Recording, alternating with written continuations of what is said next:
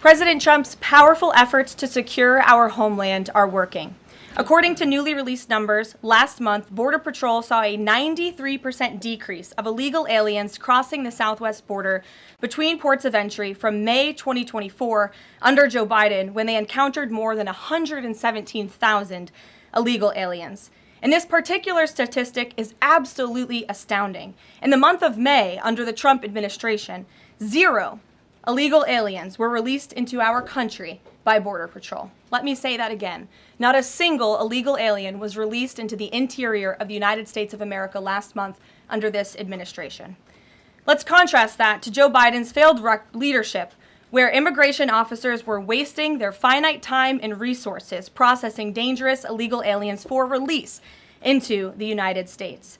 President Trump immediately terminated that reckless Biden-era practice that undermined the rule of law, jeopardized public safety and our national security, and diverted critical resources away from stopping deadly drugs and violent criminals from entering our country.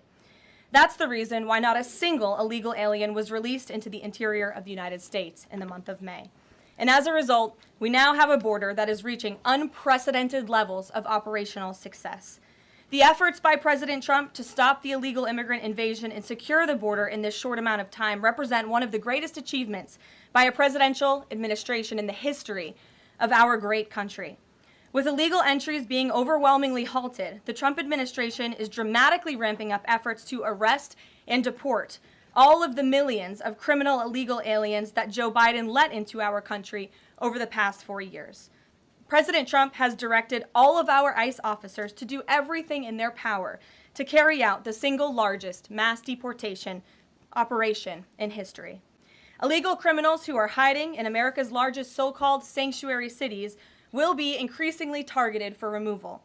Radical Democrats will no longer be allowed to shelter illegals who threaten public safety as part of their cynical efforts to expand political power, drain the American taxpayer, and artificially lower wages and steal American jobs.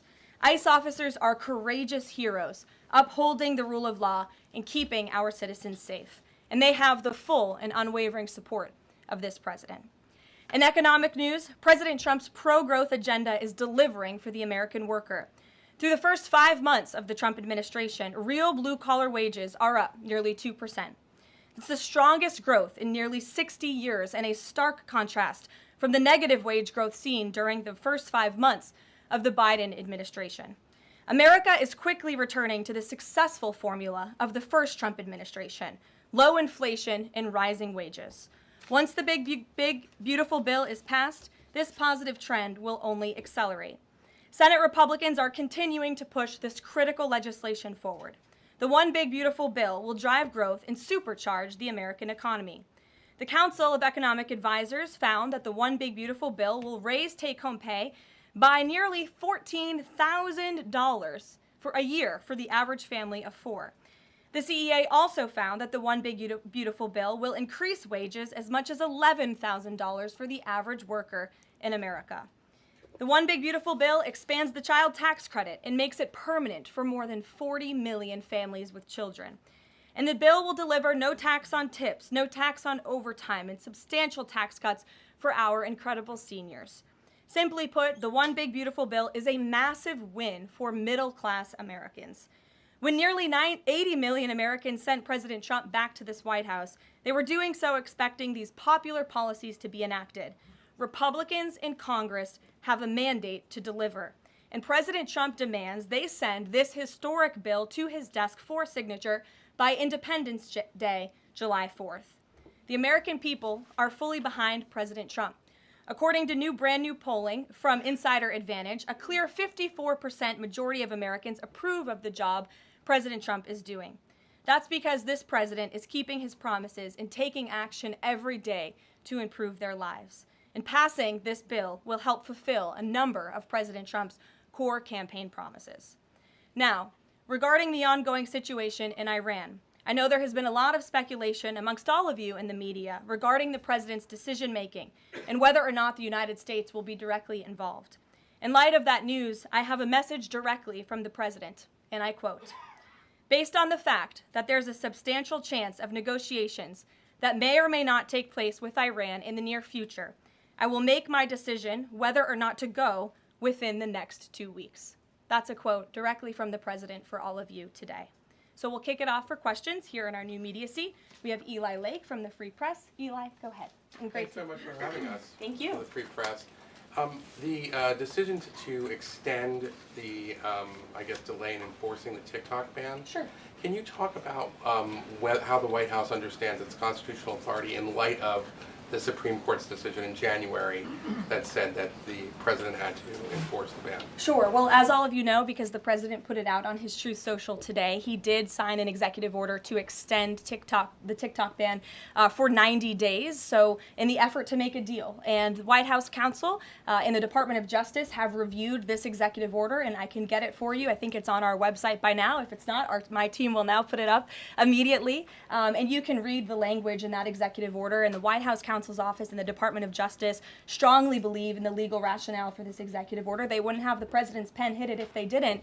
And the political reasoning for this, of course, is because the president made a promise to keep TikTok on. There are 100 million Americans who use this app. It's wildly popular. He also wants to protect Americans' data and privacy concerns on this app, and he believes we can do both things at the same time. So he's making an extension so we can get this deal done. Can I get a follow-up? Sure. A few weeks ago, Tucker Carlson reported on a meeting between the president, Mark Levin, and others at the White House. Is there a leak investigation, and can you say who else was in that meeting? I'm not aware of a leak investigation at this time. I, for one, do not reveal details about the president's private meetings without his permission to do so. But certainly the president does not like when people leak.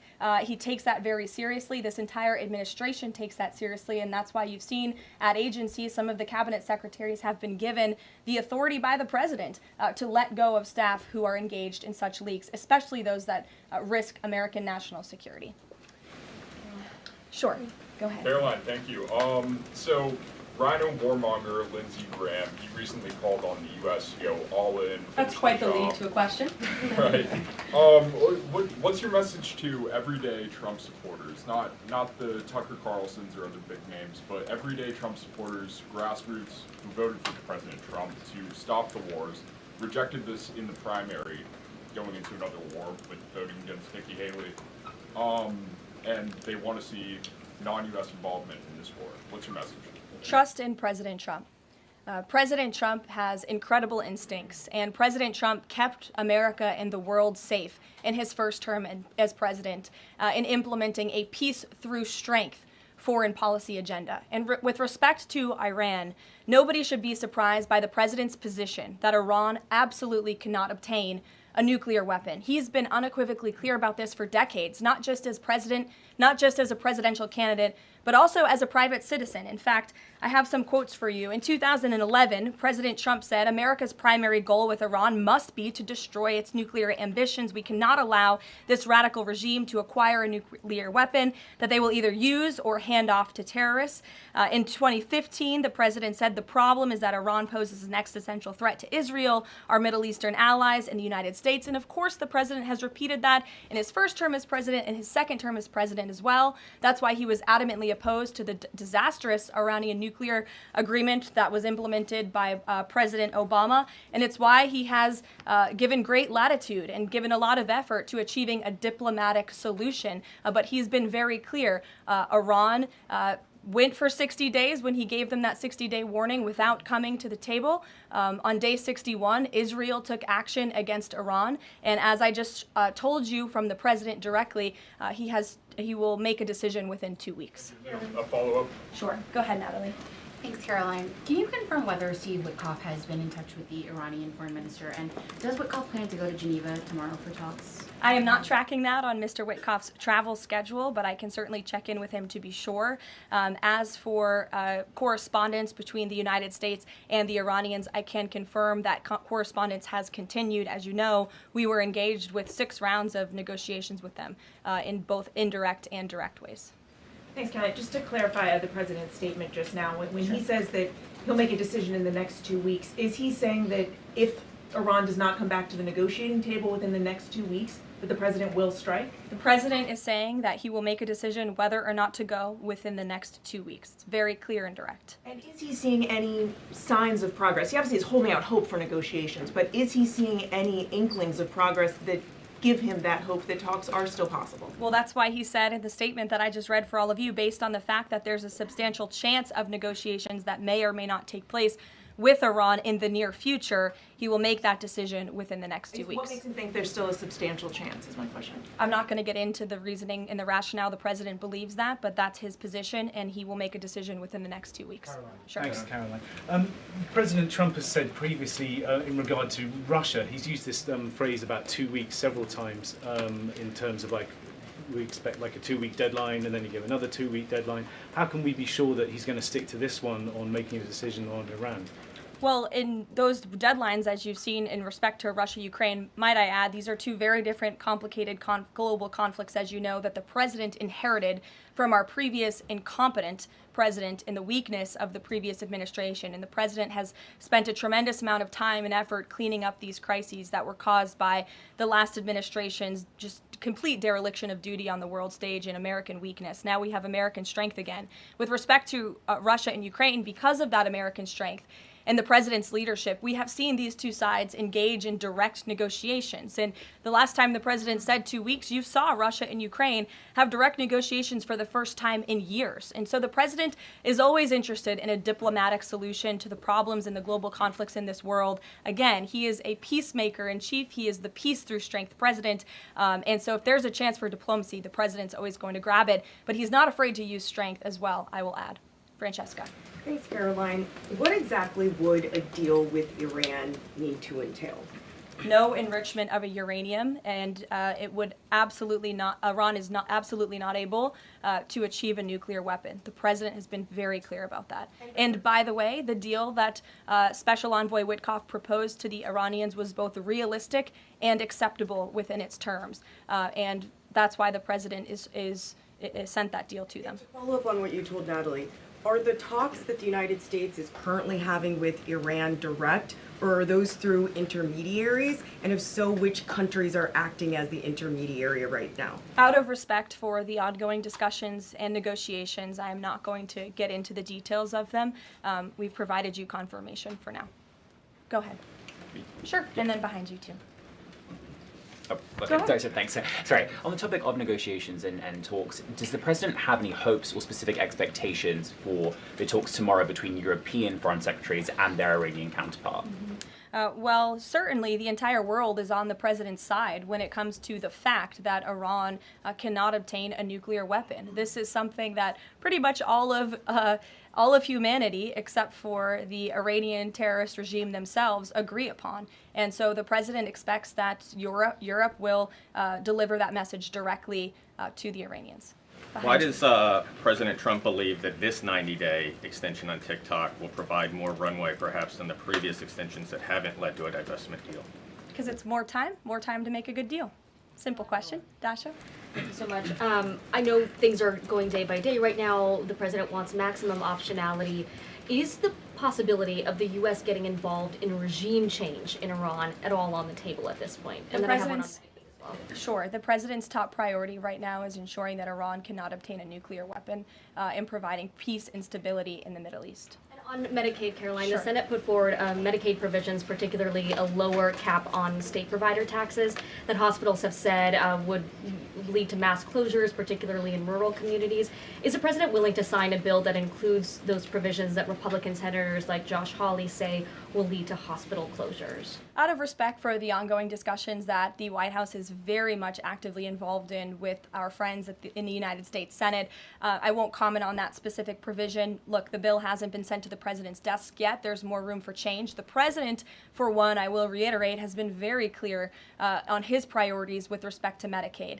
He wants to see waste, fraud, and abuse ridden from the system to protect it for tax-paying citizens who deserve those much-needed benefits. He wants to prioritize the sick, the needy, the poor in this country who deserve those benefits, not the 1.4 million illegal aliens who are receiving them. And he wants to make sure this one big beautiful bill kicks those illegal aliens off of this program to preserve it and protect it and strengthen it for the American people. And the president has been very clear in that message to his friends in the Senate. Jackie. Thank you, Caroline. Sure. logistically, if the Iranians are getting to Geneva, does that mean they've found a way to get to the White House?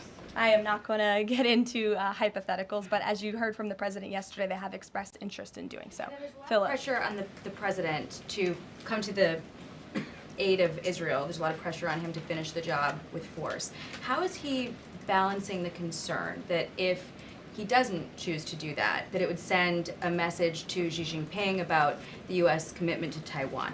Well, the president enjoys a very respectful and cordial relationship with China's president. He has long maintained that, even in his first term. And China and the United States share many strategic interests, both in terms of economics and also, of course, global affairs and foreign policy as well. However, when it comes to balancing these different viewpoints, the president is balancing a lot of viewpoints, and he is listening not just to other world leaders, but to his advisors and to people here in the country and the American people too. And I think that's what makes this president such a great leader, is his ability to listen and make a good decision on behalf of the American public based on his instincts and his experience. Don't forget, this is a president who was here before, and the world was a much more peaceful and stable place when he left office than when he came back in after the past 4 years of complete incompetence by the previous president. Philip, go ahead. Thank you, Caroline. Two quick questions. When the president says Iran is very close to a nuclear weapon, is he relying on U.S. intelligence or intelligence sharing from an ally to make that assessment? It is a fact, and the United States government maintains this fact, that Iran has never been closer to obtaining a nuclear weapon. And then if the U.S. were to take some type of military action, would the president go to Congress to seek war authority? I'm not going to engage in hypotheticals. I gave you the statement from the president. He'll make a decision within 2 weeks. Thank you, Caroline. Sure. Go ahead. Thanks, Caroline. Mary and then Elizabeth. Two questions, one on Iran and then the second on something Jasmine Crockett said this morning. So given that we know the Iranian government did order an operative to assassinate the president, is there concern that Iran might respond with non-traditional military ways to some kind of strike on Iran, such as another assassination attempt? And has the Department of Justice looked into this last attempt on the president's life? I believe Secret Service and the FBI have looked into the 2 assassination attempts that took place against the president, both of which were sad days in our nation's history. So I would defer you to the Department of Justice on where those investigations stand. But as for your question regarding Iranian retaliation, I'm not going to engage in hypotheticals again, but I can assure the American public and the world that this administration is prepared and ready to defend American interests and assets, not just in the region, but here on our homeland as well. Thank you. And then really quick on Jasmine Crockett, she said, I believe, that Trump supporters are mentally ill before calling for bipartisan support against the president. Can you respond to that, especially considering she's a rising star in the Democrat Party right now? She is a rising star. It's quite something to behold, actually. I hope that she continues to be a rising star for the Republican Party, at least. I think it's incredibly derogatory to accuse nearly 80 million Americans of mental illness. The last time I checked, Jasmine Crockett couldn't dream of winning such a majority of the public as President Trump did. And the America First movement, which President Trump has built, is filled of hardworking patriots, the forgotten men and women, business owners, law enforcement officers, nurses and teachers, and middle America, as we all know, from where you all grew up, outside of this beltway. That's who makes up this president's movement. And Jasmine Crockett should go to a Trump rally sometime and she can see it for herself. Jennifer. One on North Korea and one on China. Sure. On North Korea, they launched some rockets into the ocean today. What does the White House make of that? Do you read any meaning into that timing of that launch? And then on China, do you have any reaction to Xi Jinping's offer of intervening in Iran diplomatically? And are you seeing any signs that China would get involved militarily to support Iran? I don't believe we're seeing any signs of that at this moment in time. As for Xi Jinping's offer, I will leave it to the president to respond to that himself. As for your question about North Korea, we are monitoring the situation. The Trump administration is in close contact with our new South Korean counterparts as we work together to deter our adversaries and preserve a free and open Indo-Pacific. And no matter where, our adversaries and our allies alike know that President Trump will not tolerate threats against our interests on his watch, even as he works to resolve the wars that he inherited. Alex, go ahead, and then I'll come to you. Thank you. Is the president concerned about the economy if farms and hotels, et cetera, struggle to find workers? The president's always concerned about the economy. That's on his mind every day. He wakes up, he checks the markets, he checks wage growth. As I pointed out, it's a record high today for middle class and American workers. So the president's always wanting to ensure that we have a strong and robust economy for the American people and worker, and we do. As for the specific concerns regarding jobs, look, the president has made it very clear we need to remove public safety threats from the interior of our country, and that remains the focus and the priority of this administration when it comes to deportations, no matter where somebody works. If they're an illegal alien rapist or murderer that was allowed into this country in the past 4 years by this administration, the American people want those types of criminals to be deported from our country, and that's what the president is backing ICE to do. Thanks. There was an apparent skirmish between the Chinese and the Philippines in the South China Sea. Just curious if you had any reaction to that, and if the steps you're taking towards the Middle East right now are reducing your capacity to deal with that situation. I believe that happened as I was preparing and coming out here, so we'll get you a response to that. Certainly we have one, and our teams are always monitoring situations all around the globe. Okay, and then one more just on Iran. Just over the past 24 hours, we've seen some Israeli strikes on Natanz, Isfahan, and Kondab nuclear facilities. Is there any assessment just of how effective or what the result of those strikes will be? What I can share is that the IDF and Israel, I think, have exceeded a lot of people's expectations in their ability to really hinder Iran's nuclear facilities, but also they've taken out key people in the Iranian regime's leadership as well. So this is something, of course, we are monitoring and watching every day, and the president was just in an intelligence briefing. He continues to be briefed by his National Security Council, and he will throughout the duration of this war and conflict. And he also remains in constant communication with our Israeli counterparts, most notably Prime Minister Benjamin Netanyahu. Kristen. Thank you, Caroline. We have heard from a number of U.S. officials who say that Iran doesn't want to make a deal, that they are just stringing the United States along.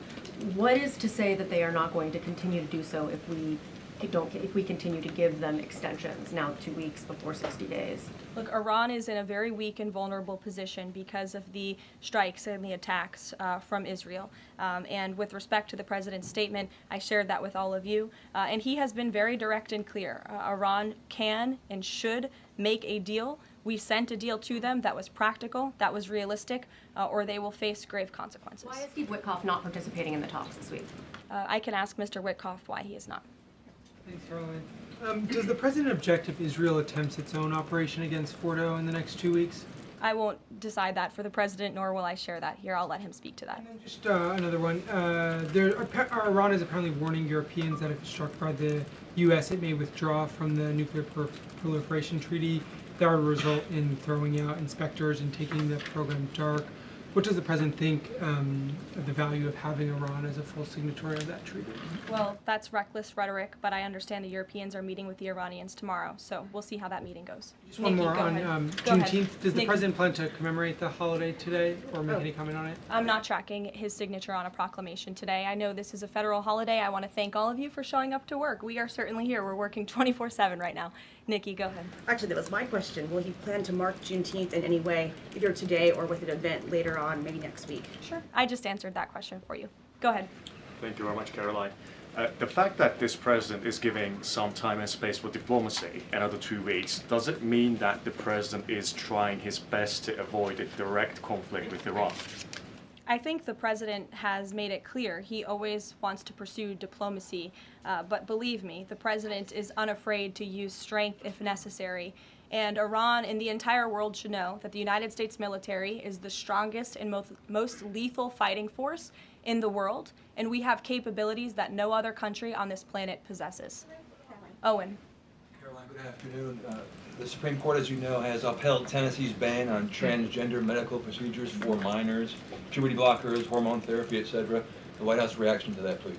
It's a huge victory for America's children, and it's obviously something this administration believes strongly in, that young minor children should not be allowed to be subjected to chemical castration and mutilation. The president himself has taken very strong orders, or has signed very strong executive orders on this, and we are grateful for Tennessee's efforts to protect our children, and we are grateful the Supreme Court ruled on the side of the law, but also on the side of protecting America's innocent children. Elizabeth, go ahead. Sorry, I skipped you earlier. Okay, thank you so much. Secretary of State Marco Rubio announced new vetting procedures on student visas. Will this serve as a model for vetting other foreign visas? For all foreign visas, yes. As you know, the president signed an executive order, I think it was one of the first he signed in the first week, to strengthen our vetting requirements and our vetting system here in the United States for all visas. He directed the Secretary of State to do that. There was a pause in some of that vetting, as you all know, recently, especially with respect to students from some certain countries. But the vetting has continued, and it's stronger than ever before. As for specifics on how the vetting process has changed, I would defer you to the Department of State. As you know, they're in charge of things like that. Thank you. To what extent is this 2-week delay with Iran the result of interventions by the likes of Tucker Carlson, Marjorie Taylor Greene, or the entreaties of European leaders who want a de-escalation? Look, the president hears all voices across the country, and he makes decisions based on his instincts. And he has always said diplomacy is his first option. And is he still planning to attend the NATO summit next week? He is, yes. We will be departing from Washington on Monday morning, and hopefully we'll see some of you there. Kayla. Thanks, Caroline. Oil prices have been spiking over the last week. Is the president watching the oil market, and is that factoring into his decision-making in the Middle East? Again, as I said to, I think, Alex's question previously, the president is always watching, and this administration is doing more than any in history to bring oil prices and gas prices here at home down for the American public. They have been plummeting since President Trump's inauguration because of the executive action and the federal action this administration has taken on the home front. But yes, of course, he's paying attention and monitoring that. But as for whether it's weighing into his decision, there's a number of factors that, of course, are, and as I said, he will make that decision in the next 2 weeks. Can't reiterate that enough. Ouija. Caroline, thank you. With regard to a potential deal, Iran has said it will not negotiate under duress. Does the president believe there should be a ceasefire in these next 2 weeks as the U.S. tries to broker a deal? That's not what he said in the statement he dictated to me, so I won't get ahead of the president or add anything additional to the statement that he gave me the liberty to share with all of you. And then just to follow up on how close Iran is to a nuclear weapon, can you clarify, when the president said a few weeks away, did he mean obtaining enough enriched uranium to start building a weapon, or did he mean Iran is a few weeks away from completing the production of a weapon? I'm glad you asked that, Ouija. It's an important question, and it's one, frankly, the media has been getting wrong. Let's be very clear. Iran has all that it needs to achieve a nuclear weapon. All they need is a decision from the supreme leader to do that, and it would take a couple of weeks to complete the production of that weapon, which would, of course, pose an existential threat not just to Israel, but to the United States and to the entire world. And that is something that the entire world, including countries like Russia, is in agreement with, that Iran should not and cannot obtain a nuclear weapon. And that's why the president believes that, and he's believed that, again, not just his political career, but frankly, his entire life. So it Michael. sounds like it's the former, just to be clear. that Correct. They have the components. Okay, Correct. thank you. Michael. Caroline, as we look forward to the NATO summit next week, Spain right now is threatening not to oblige the president's request for all NATO countries to spend at least 5% of their GDP. Does the president take issue with this, with Spain right now? I didn't see Spain's comments. I'll make sure the president sees them, and I can assure you he wants to see all European countries pay their fair share and meet that 5% threshold. It's only fair considering the American taxpayers have given a significant chunk of money to the tune of billions of dollars to support our mutual interests and our assured defense. So I will let him speak to that, but he's made his priorities for our European allies quite clear, including Spain. Caroline, one last question. When it comes to the president's position on foreign policy in general, is there a phrase that the White House has coined? Is there a Trump doctrine? Does the president like to talk about this? Anyone here in the White House talking about this? And if so, if there is something akin to a Trump doctrine, how would you define it? America first, always. And with that, I think I'll leave you. I know there's a lot of news in the world right now. As you know, our